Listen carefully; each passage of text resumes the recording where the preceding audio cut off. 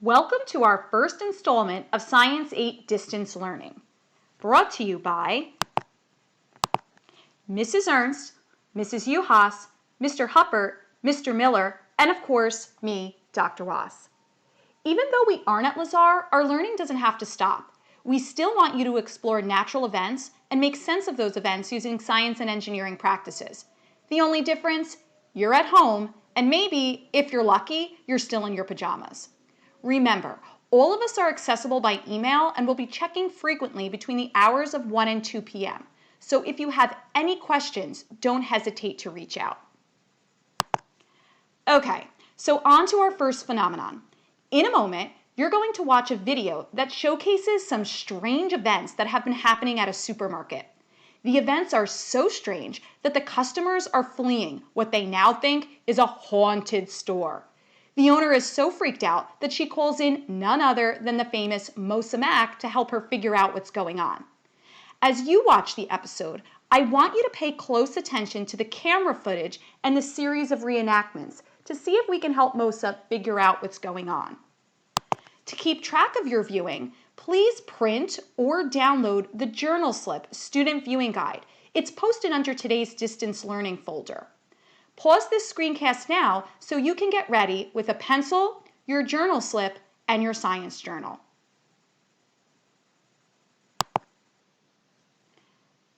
Okay, let's view this episode together. Remember, as you come across the answers to the questions on the student viewing guide, you'll want to write them down. And you can also pause this screencast at any time.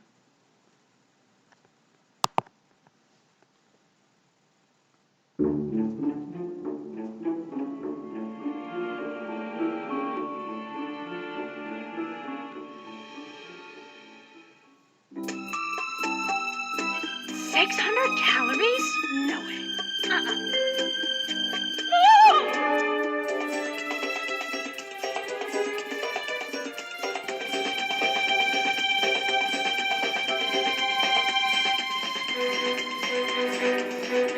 Look out!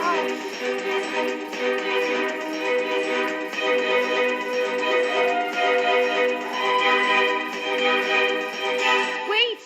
Please, my store is not haunted. Things moving around without any reason. Is that even possible? I have a relative who would know the answer. Isaac. He thought a lot about how things move. Oh, great! Let's FaceTime. Actually, he died in 1727, but he did write his ideas down. Okay, let's have a look. Anyone read Latin? I guess we're on our own here, team. Let's make our observations.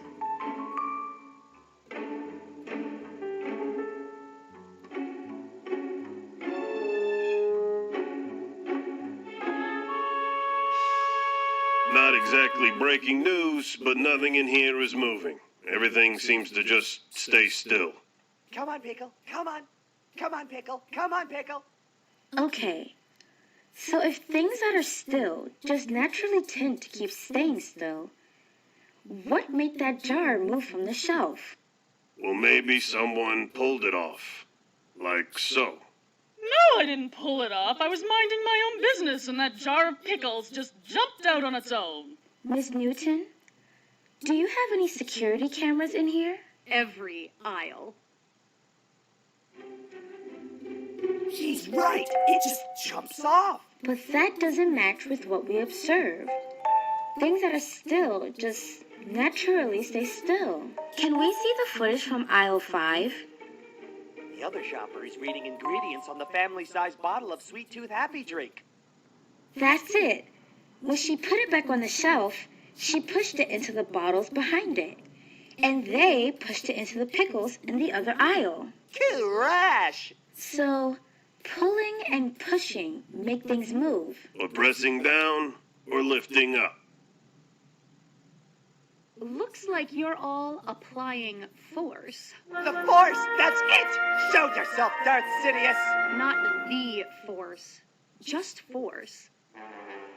So something that's still will stay still, unless a force is applied to it. Well, if it's not ghosts or science fiction, how do you explain this? And suddenly just stops. Ugh! Let's try a reenactment. Cue scream. Oh! Term with alarm. And release. It was already moving when he let it go. So just like things that are still tend to stay still, if it's moving, it tends to keep moving. Even though he stopped pushing, it resisted the change from moving to still. But then why did it finally stop? Maybe that's the same too. It stays in motion until you apply a force. But what force? Where? Wall, cart, Miss Newton, those are all applying a force. And the cart stops moving. But there's nothing down there for the cart to hit. Maybe we need to look closer. There's a different kind of flooring right where the cart stops. So when it's smooth, there's not much force to stop the wheel. But when it gets bumpy and the wheel hits each of these tiny bumps, that's a force. That's friction. Friction. Yeah. Bump by bump, they slow it down. There's even a force from the floor. But that's not all. Once the cart stopped, these cans just jumped out of it and rolled away. Explain that, mister. I don't believe in ghosts. Another reenactment, maybe? Stop the cart. That's it. The cart was moving, and so were the groceries inside it. Force was applied to the wheels, but not the groceries. So, just like we saw before, if a thing is moving, it will tend to keep moving. The cans resisted the change from moving to stopping. Right out of the cart. Stupid rock.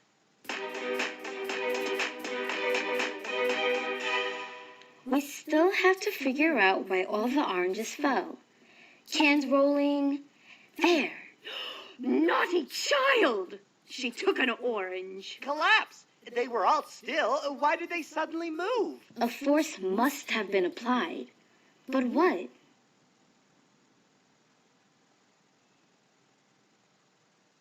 Whatever it is, it seems like it's everywhere here on Earth. Pulling down on everything all the time. Maybe you're thinking of gravity? Oh, great movie. Until Clooney came back, I was like, come on! Gravity. Right.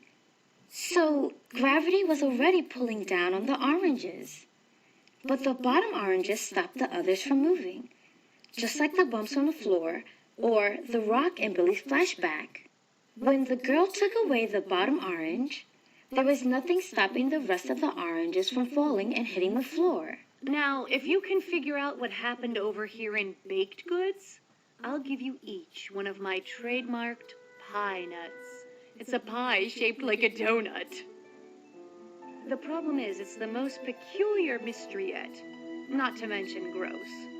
To the vampire blood in the Halloween aisle. I think it's just tomato juice. But how did it spill?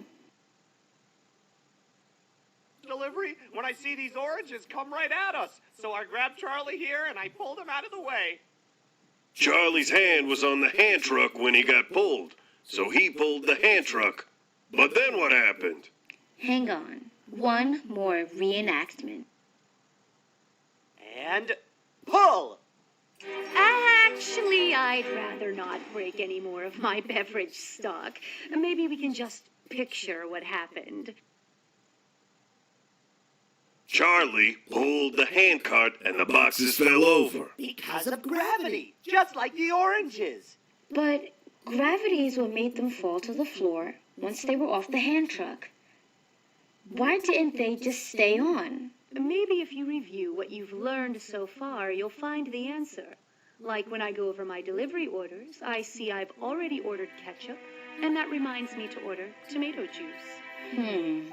Good luck, Mosa. Being an optimist, I'll go warm up the pie nuts. I would love to help you, ma'am. I, too, have an interest in baking.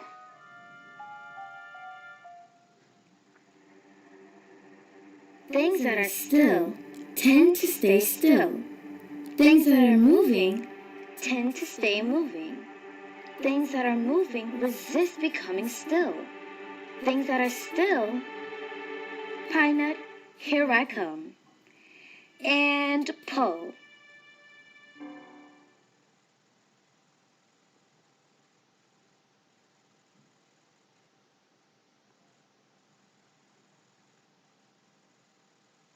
So what did Mosa really figure out?